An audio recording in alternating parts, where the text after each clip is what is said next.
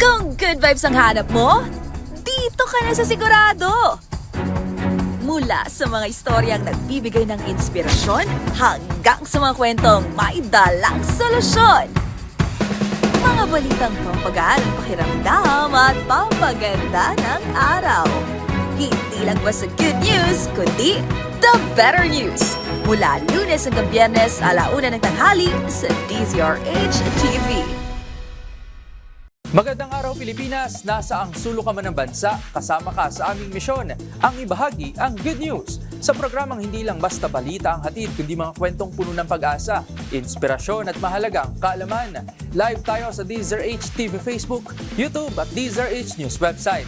Ako po si Rovic Manuel at ito ang The Better News. Una sa Pilipinas, una sa Pilipino. Sa ating The Better News ngayong araw, Pinoy high school students nag-uwi ng 4 na parangal sa 67th International Math Olympiad sa China. Proseso sa aumento sa sahod sa Central Luzon, Calabarzon at Cebu Province gumugulong na ayon sa DOLE. India-based consumer giant inanunsyo ang partnership sa local personal care company para palawakin ng consumer care business sa Pilipinas. PMMA graduates, hinikayat ni PBBM na panatilihin ang magandang reputasyon ng mga Pilipinong marino. 30 medalya na iuwi ng Philippine Youth Archery Team mula sa Singapore. At Harry Potter Yule Ball Celebration dadalhin na sa Pilipinas sa Setyembre. Sa ating unang The Better News ngayong araw, nagsanib puwersa sa pamamagitan ng isang partnership deal ang isang India-based consumer giant at ang local personal care company sa bansa. Layunin nitong mas palakasin pa ang consumer care business sa Pilipinas at international market na magpapabuti pa sa serbisyo ng negosyo para sa Filipino consumers. Ang buong detalye panoorin sa aking eksklusibong pagtutok. Good partners have been made. Formal lang naisakatuparan ng partnership sa pagitan ng international company na Wipro at ng local consumer goods company na S Brands Consumer Care Incorporated. Sa pamamagitan nito, mas matitiyak na umano ang mas pinalawak, abot kaya at mas dekalidad ng mga produkto para sa Filipino consumers. Ang mga kaganapan panoorin sa The Better News Report na ito. Formal lang inanunsyo ng Indian consumer goods firm na Wipro Consumer Care International ang partnership nito sa local personal care company na S Brands Consumer Care Incorporated. Sa ilalim ng partnership, inaasahang mas mapapalakas pa ang presensya ng naturang kumpanya sa bansa na may malaking potensyal sa pagpapalawak ng negosyo na parehong layunin ng dalawang kumpanya. Ayon kay Wipro International Chief Operating Officer Nagender Arya, mahalagang hakbang umano ang acquisition sa layunin ng kumpanya na maging isa sa leading personal care company sa Asia. I think the goal is clear that how do we expand our footprint in the Philippines with the right brands and the relevant brands which are loved by the Filipino consumers, and Wipro can build them further, not only in the Philippines but also in multiple countries. I think that's the first goal. Philippines is an important market for us. It is the 4th largest economy in ASEAN. It is very young population and very high, strong on consumption of personal care products. Binigyan din naman ng founder and president ng S Brands na si Dixie Ong na panatag sila sa magandang track record at R&D ng Wipro. Aniya, magbibigay ito ng mas magandang serbisyo para sa Filipino consumers at mas magpapalawak ng kanilang market reach dahil sa pagkakataon na magkaroon ng international exposures ang ating local brands. Sa kasunduan, tiniyak ng Wipro na magpapatuloy pa ang manufacturing ng mga produkto ng S Brands na kilala sa bansa na siya namang madadagdag sa kanilang product portfolio. Samantala, present naman sa media conference na ginanap sa Shangri-La, The Fort Manila, ang longtime brand ambassador ng S Brands, ang Pinay actress na si Dimples Romana, na excited sa bagong milestone na ito. Siguro sa mga bagay na ganito talaga yung pinagpapasalamat natin sa Diyos that we are able to reach global heights, no? Through, of course, Wipro. We share the same values, we want the same trust, we want to be able to really step outside of that space and say, meron tayong mga Filipino products that are worth, the space in the global market. Nakatakda namang maisara ang naturang kasunduan sa Agosto ngayong taon kung saan magiging ikalabing-anim na acquisition na ito ng Wipro sa kanilang mahigit 37 brands sa mahigit 60 mga bansa. Para sa DZRH TV, ito si Rovic Manuel, una sa Pilipinas, una sa Pilipino. Pinaalalahanan naman ni Pangulong Bongbong Marcos Jr. ang mga Philippine Merchant Marine Academy graduate na panatilihin ang magandang reputasyon ng Filipino Marines. Sa kanyang talumpati sa harap ng mga nagsipagtapos, binigyang diin ito ang kahalagahan ng pagpapakumbaba at integridad na kaakibat ng paglilingkod. Ang The Better News iyahatid sa atin ni Mili Borja. Hinikayat ni Pangulong Ferdinand Marcos Jr. ang mga nagtapos sa Philippine Merchant Marine Academy o PMMA na panatilihin ang magandang reputasyon ng mga Pilipinong marino sa paglilingkod sa loob at labas ng bansa. Pinangunahan ng Pangulo ang commencement exercises ng 327 members ng PMMA sa lighirang Class of 2026. Sa kanyang talumpati, binigyan din ni Marcos ang kahalagahan ng paglilingkod ng may kakayahan, pagpapakumbaba at integridad. Tiniyak din ng Pangulo ang patuloy na suporta ng pamahalaan sa kaligtasan at kapakanan ng mga Pilipinong marino, kabilang ang mga nakatalaga sa lugar na may sigalot tulad ng Middle East. Samantala, ipinahayag ni Transport Secretary Vince Dizon ang patuloy na pagpapalakas ng Department of Transportation sa kakayahan ng mga bagong graduate at pagtitiyak sa kanilang kapakanan sa pagpasok ng maritime industry. Ayon kay PMMA Superintendent Commodore Joel Abutal, bunga ng suporta ng pamahalaan ang pagtatapos ng pinakamalaking batch sa kasaysayan ng akademya na may 327 cadets. Nasaksihan din sa seremonya ang paglagda ng Memorandum of Understanding sa pagitan ng PMMA at Expertise France sa ilalim ng Global Port Safety Project na pinupondohan ng European Union at pamahalaan ng France. Layunin ng kasunduan na palakasin ang kakayahan ng bansa sa maritime safety at gawing Regional Center of Excellence ang PMMA sa larangan ng port safety at emergency response. Para sa DZRH TV, ito si Mili Borja, una sa Pilipinas, una sa Pilipino. Sa iba pang balita, #Pinoy Pride. Muli na namang pinutunayan ang galing ng Pinoy sa ibang bansa.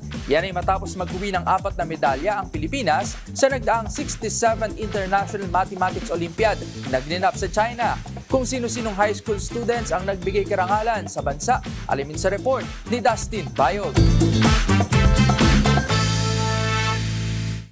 Nag-uwi ng parangal ang mga pambato ng Pilipinas sa prestiyosong 67th International Mathematical Olympiad o IMO na idinao sa bansang China.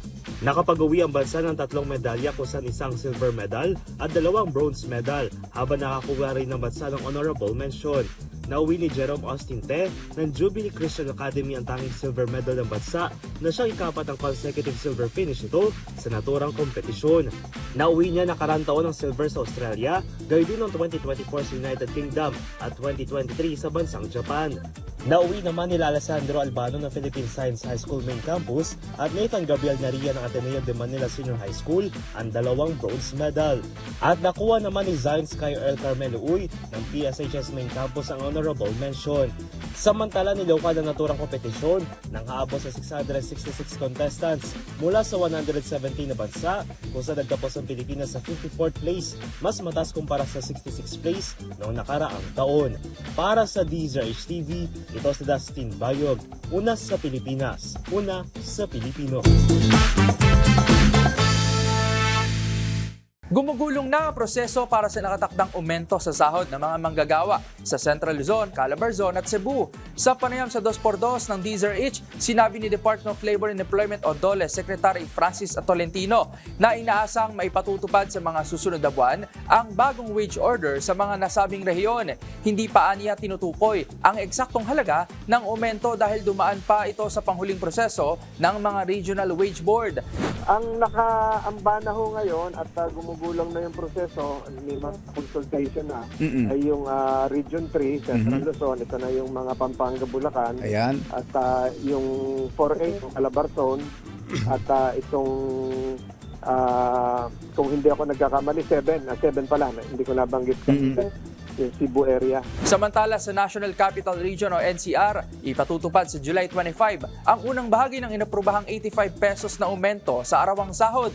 60 piso ang agad na idadagdag sa sahod ng mga minimum wage earners habang ang natitirang 25 pesos ay ipatutupad sa susunod na taon.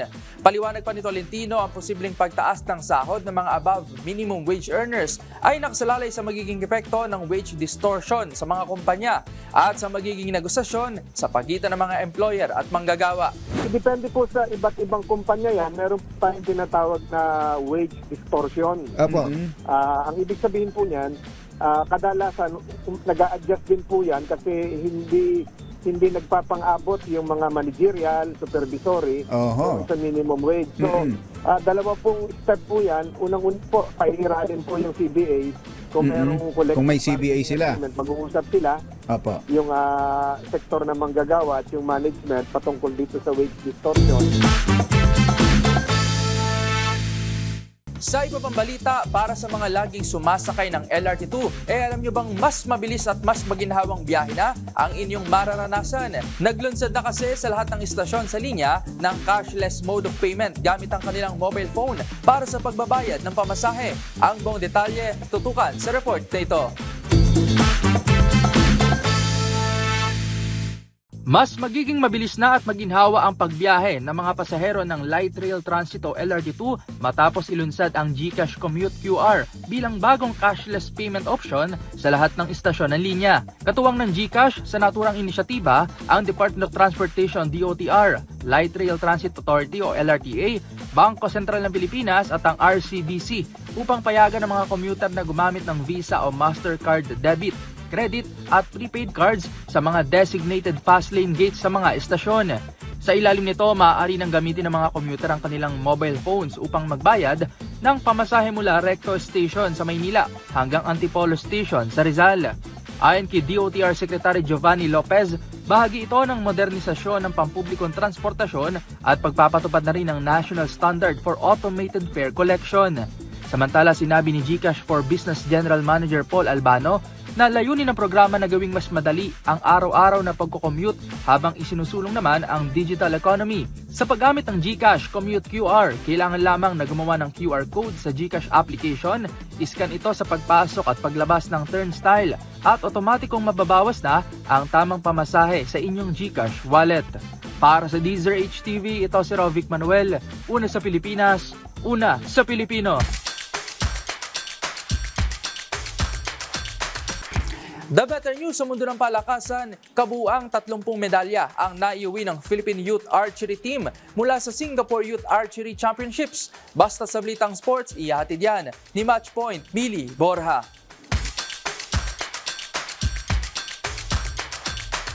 Bumisita sa Philippine Sports Commission o PSC ang Philippine Youth Archery Team na nag-uwi ng 30 medals mula sa katatapos lamang na Singapore Youth Archery Championships. Pinangunahan ni PSC Chairman Patrick Gregorio at Commissioner Edward Heiko ang pagtanggap sa 21 athletes, kasamang 5 coaches at 5 opisyal na nagpakita ng kanilang 13 gold medals, 10 silver medals at 7 tansong medalya. Ayon kay Gregorio, senyales ang tagumpay ng koponan ng muling pag-angat ng Philippine Archery. Tinawag pa niya ang kanilang pagganap sa Singapore bilang isang perfect bullseye. Pinangunahan ng koponan ng 2 South Korean coaches na sina Ryu Soo-jeng na naggabay sa South Korea sa 5 Olympic gold medals noong 2016 at 2020 at Hong Soo-chil na gold medalist sa 1999 World Championships. Ayon naman kay World Archery Philippines Head Bing Report, panahon na upang maibalik ang dating sigla ng Philippine Archery para sa bansa. Lumahok din sa naturang torneo mga koponan mula sa China, Hong Kong, Chinese Taipei, Malaysia, Indonesia, Thailand, Australia at Laos.